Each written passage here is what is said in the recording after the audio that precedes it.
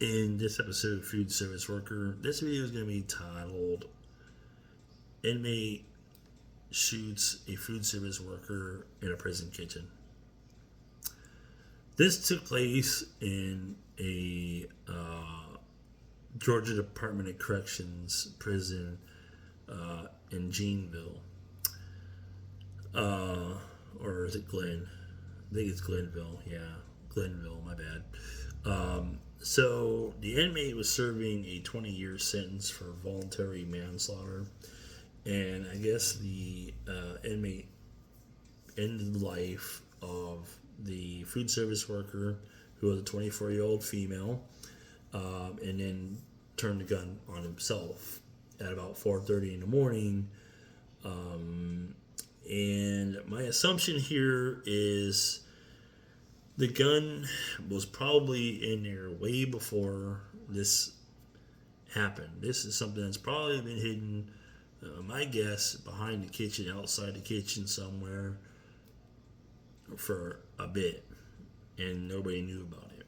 And I can tell you this now because I ironically had a weapon that I found that was in the kitchen that obviously an inmate had found or made himself or came on a food cart or something along those lines that was in the kitchen. And one morning I found it when I was going and doing a routine search before the inmates came in to start their shift around 2:30. So that was my normal routine, was go around the kitchen looking for whatever I could find, contraband, anything at all, weapons, as fast as I could before I would have to clock in and start my shift. So, and before the inmates saw me going in there. So there was countless weapons that I found and never told anybody about. There was actually a weapon that I have may still be hidden in the kitchen to this very day. I know to the last day that I was there, the weapon was likely still in the same location because it ironically was never touched. And it's funny because of all the inspections we had and all that good stuff, nobody ever messed with this one thing. And ironically, I had this weapon real close to me because I normally had to have it so that if anything was to go with them trying to hurt me, that I had something that was near me by the food serving line. So it was always in plain sight, which is crazy that nobody ever touched it. It was there for a month. I kid you not. And it's probably still there to this day, unless they finally took it down. Anyways, though, I even told inmates that I was packing a weapon on me. I always had one on me, you know what I mean? I had two of them in the kitchen that the one I took home with me and threw it in the trash can when I got home, my last day working there. But it was a piece of plexi that I guess the guys that were working on the new swill room, they were using plexiglass for the window, and there was a piece of it that was in the kitchen that I found. And I took it home because it was in a juice jug, and it was already, they were ironically, it looked like it was started maybe to have like a point to it. So maybe it was just a part they cut off and I'm just overreacting. But I found a piece of plexiglass, a nice like 6-inch plexiglass piece that was perfect for a banger. But it already had like a corner part of it. So I mean, maybe might have been able to stab somebody with it. But anyways, I kept that piece with me. Every day I had it hidden underneath the ice maker. I took a piece of tape and I would stick it underneath the ice maker, and it was caged up so the inmates couldn't get to it anyways. But I had it nicely stuck under the ice maker, so if I needed to get to it, all I had to do was take my keys and go into the cage where the ice maker was, and then just reach up underneath the ice maker and pull this plexiglass off. You couldn't even really see it. It was ironically funny. But I did have one of them, and then when I'd come in, I'd grab that plexiglass and I put it in my waistband, and it wasn't fun walking around with it. But, you know, a 6-inch plexiglass it had a tip to it. Maybe it was going to do something, maybe it wasn't. I don't know.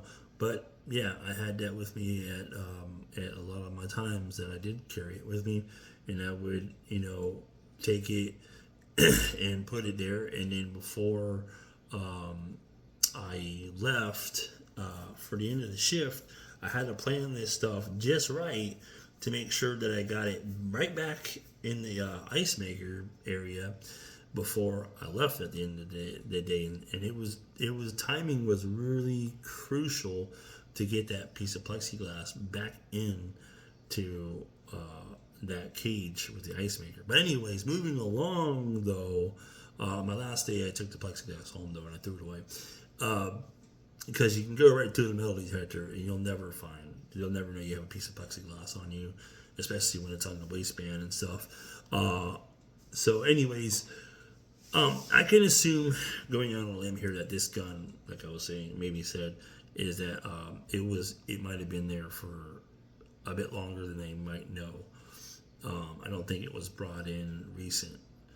And unfortunately, this 24-year-old girl lost her life, and I find that the CO, if there was a CO assigned to the kitchen, and even in general, that Department of Correction for Georgia should be charged with reckless endangerment. Now, I know they'll try to tell you that you should know the dangers you're involving yourself into when you apply to work in a place like this.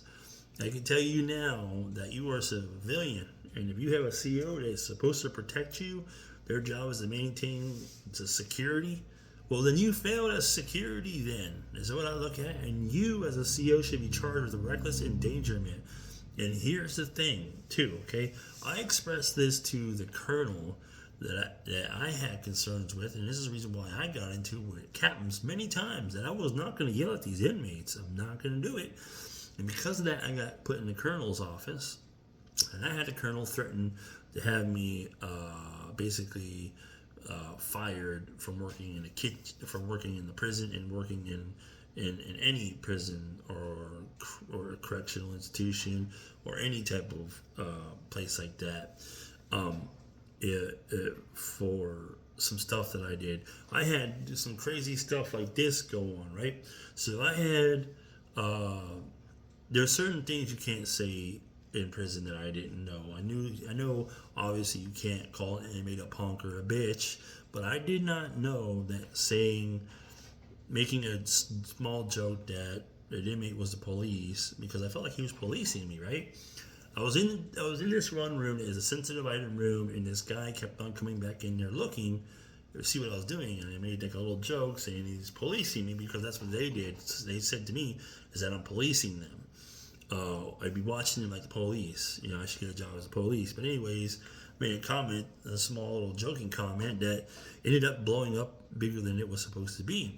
It got so crazy that this inmate wrote me up and said that he feared for his life and that he may have to hurt me because he's got to prove that he's not the police.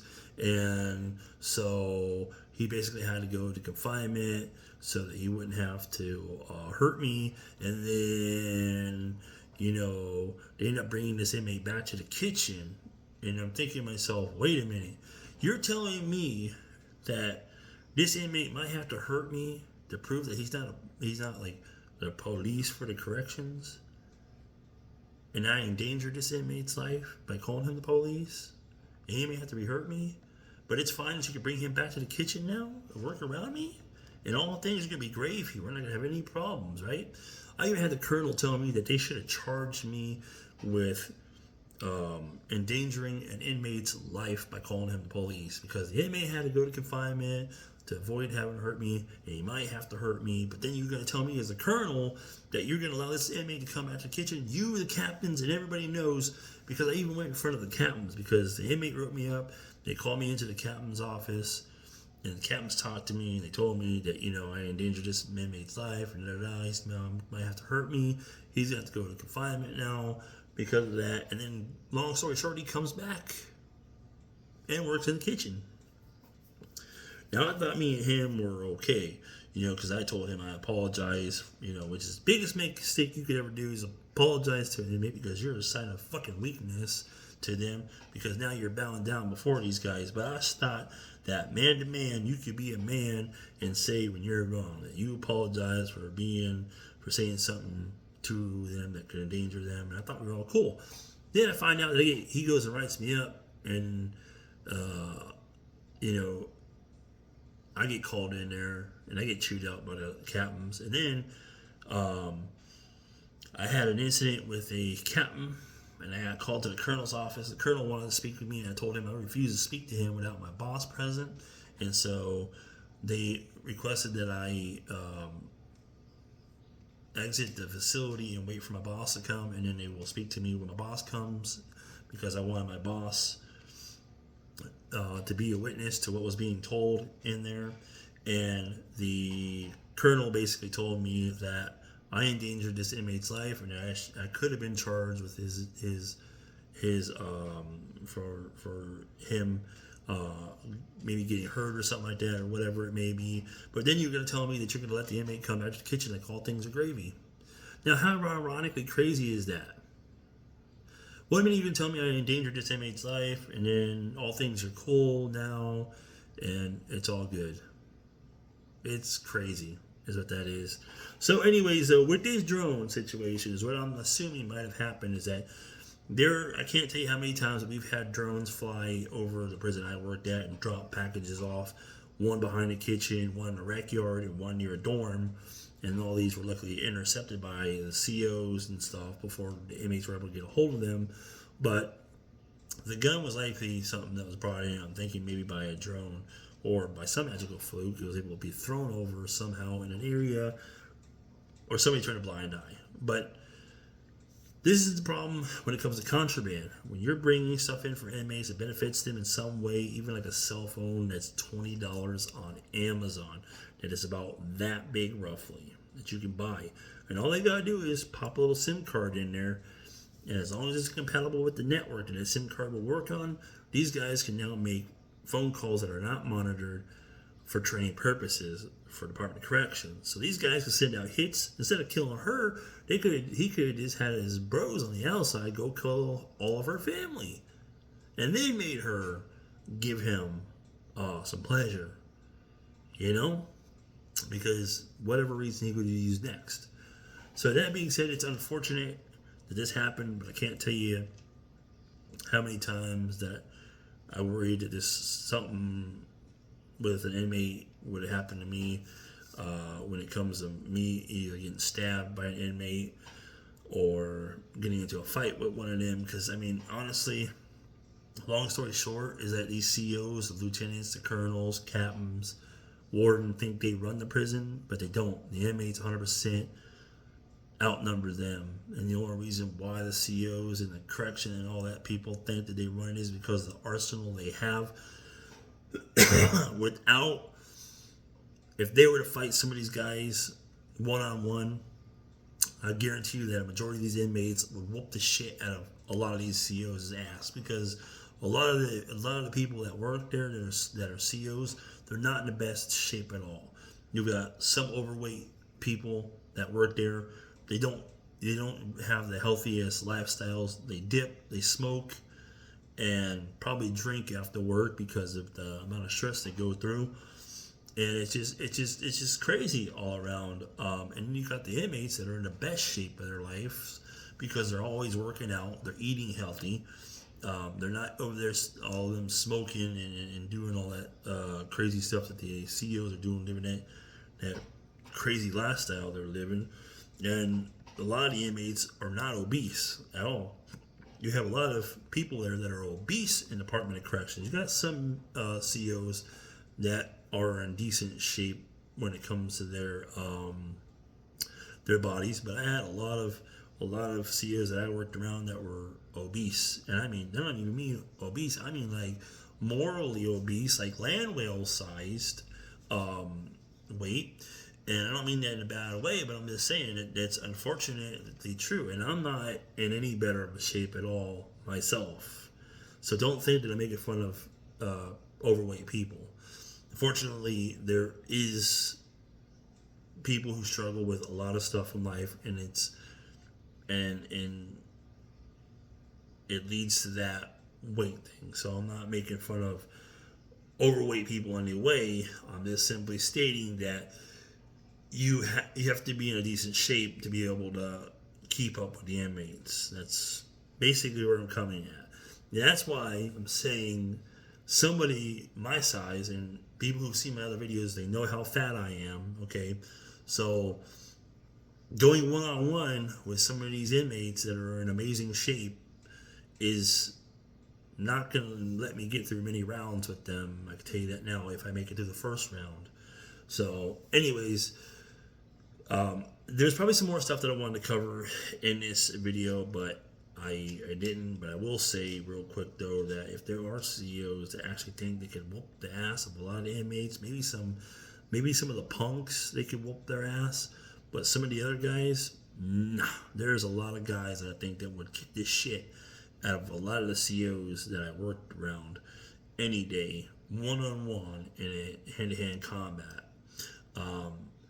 And if these CEOs and anybody else in those corrections facilities honestly think they can whoop the shit out of any and all of those inmates one-on-one, they might as well quit their job today and go fight in the MMA, is the way I look at it.